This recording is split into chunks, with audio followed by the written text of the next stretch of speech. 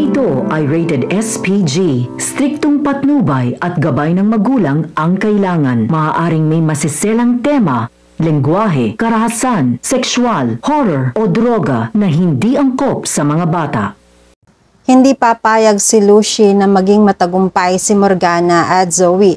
Gusto niyang ma-blackmail si Morgana para mabigyan rin siya ng posisyon at yaman. Dahil kung hindi, susulpot na siya para ibulgar ang tunay na pagkatao ni Morgana na siya si Moira. Malapit na ang katapusan ni Moira. Abangan natin sa abot kamay na pangarap. Inutusan ni Morgana si Olga na tawagin si RJ dahil gusto niyang makausap.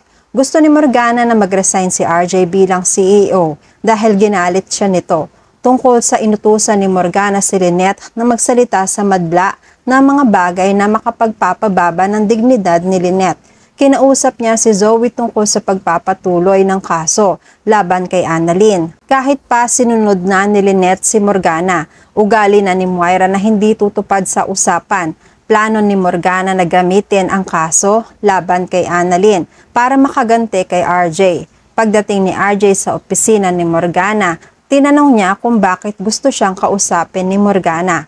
Ngunit nagpasya na si Zoe na huwag nang ituloy ang kaso.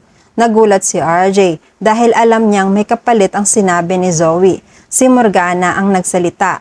Kailangan mong bumaba bilang CEO ng Apex. Tanong ni RJ, sino ang papalit sa akin? Ikaw? Pero hindi ikaw ang binoto ng boards dahil ayaw nila sa'yo.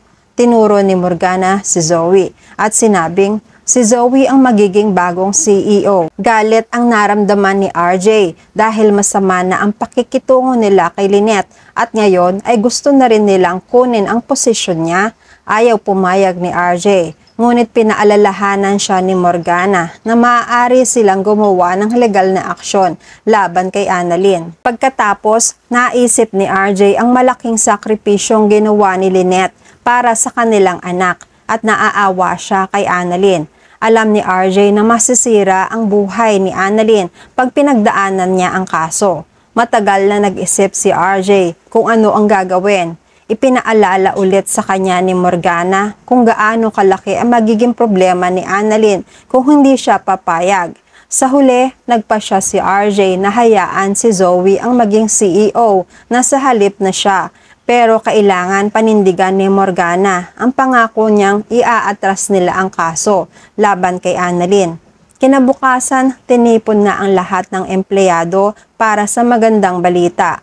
Babalik na si Annalyn sa Apex. Naghiyawan ng mga tao sa tuwa dahil magandang balita ito. Pero maya-maya ay nagpaalam naman si RJ bilang CEO ng ospital. Nagulat ang lahat. Inagaw ni Morgana ang pagsasalita. Pinakilala niya na ang bagong CEO ng Apex ay walang iba kundi si Dr. Zoe Benitez. Mas nagulat ang mga tao. Hindi nila inaasahan na si Zoe na masama ang ugali at anak ni Carlos ang siyang magpapatakbo ng ospital. Hindi sila masaya at walang gaanong pumapalakpak sa pagkaka-announce na yon dahil gusto nilang iparamdam na ayaw nila kay Zoe bilang CEO. Ang karamihan ay nakasimangot at ang iba naman ay nagbubulungan. Nag-speech si Zoe at nagsabi ng mga batas niya. Napatingin siya kay RJ. Nagtama ang kanilang paningin. Hindi naman masaya si RJ. Binawi ni RJ ang pagkakatingin niya para hindi na magtama ang mga mata nila ni Zoe. Masayang-masaya naman si Morgana. Naramdaman ni Zoe na nasaktan niya si RJ. Agad na nakarating kay Gilbert ang balita. Dahil loyal pa rin siya sa amo niyang si Lucy, inireport niya agad ang lahat ng ito kay Lucy. Nabigla si Lucy sa narinig na balita. Nagtataka siya. Bakit magiging CEO si Zoe? Gayong wala naman siyang share sa Apex.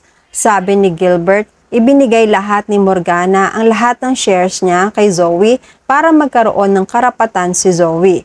Ganon kautak at kasugapa ang kapatid niya. Tinanong ni Gilbert si Lucy kung ano ang naiisip ng amo na susunod nitong plano para makapaghanda sila. Dahil hindi maaaring sina Morgana at Zoe lang ang makikinabang sa Apex, napaisip si Lucy. Gagayahin niya rin si Morgana na pambablackmail. Gagamitin ni Lucy ang hawak niyang alas para mapasunod niya si Morgana. Pipilitin ni Lucy si Morgana na ibigay sa kanya ang ibang shares at bigyan siya ng posisyon sa Apex. Dahil kung hindi, ibubulgar niya ang tunay na katauhan ni Morgana na si Morgana Go ay nagpapanggap lang. Dahil si Morgana ay si Moira na buhay pa. Napangiti si Lucy sa mga imahinasyon niya. Yan ang mga balak ni Lucy. Uutusan muna ni Lucy si Gilbert na bigyan ng mga clue ang pamilya Tanyag. Uunti-untiin nila ang pagtuklas ng pamilya Tanyag sa katauhan ni Morgana. Uumpisahan ni Gilbert na tawagan si RJ para sabihin na ang matagal nang patay na si Moira ay buhay pa rin at patuloy naghahasik ng kasamaan nang hindi nila namamalayan. Naguguluhan si RJ. Hindi niya maintindihan ang sinasabi ng lalaki sa kabilang linya ng telepono dahil hindi niya ito mabosesan dahil sa paggamit ni Gilbert ng AI. Nagtataka si RJ at pilit niyang tinatanong kung totoo ba ito dahil wala siyang panahon sa pakikipaglokohan. Sabi ni RJ, bigyan mo ako ng pruweba na totoo lahat ng sinasabi mo dahil kung isa ka lang sa mga manloloko, baka pati ikaw ipakulong ko. Sabi ni Gilbert, ipa-DNA test niyo ulit si Morgana para malaman niyo na siya si Moira. Buhay na buhay siya.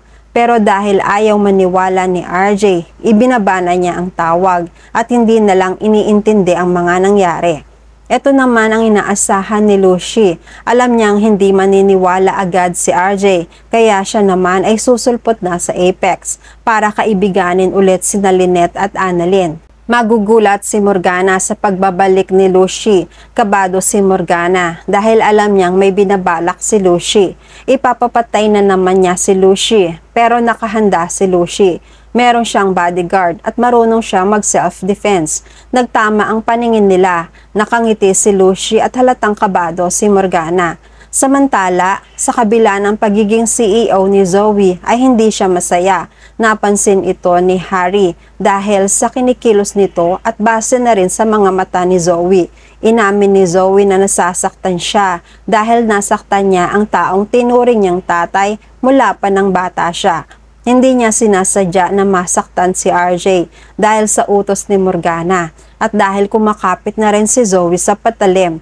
Kailangan niya pa rin ng Apex. Hindi pwedeng maghirap lang siya nang dahil sa pagkawalan ng ospital sa kanya. Hindi man siya isang Tanyag ay hawak pa rin niya ang Apex. At yan ang mga pakakaabangan natin sa abot kamay na pangarap. Please like this video and please subscribe to my channel. At magkita-kita po muli tayo sa mga susunod pang episodes.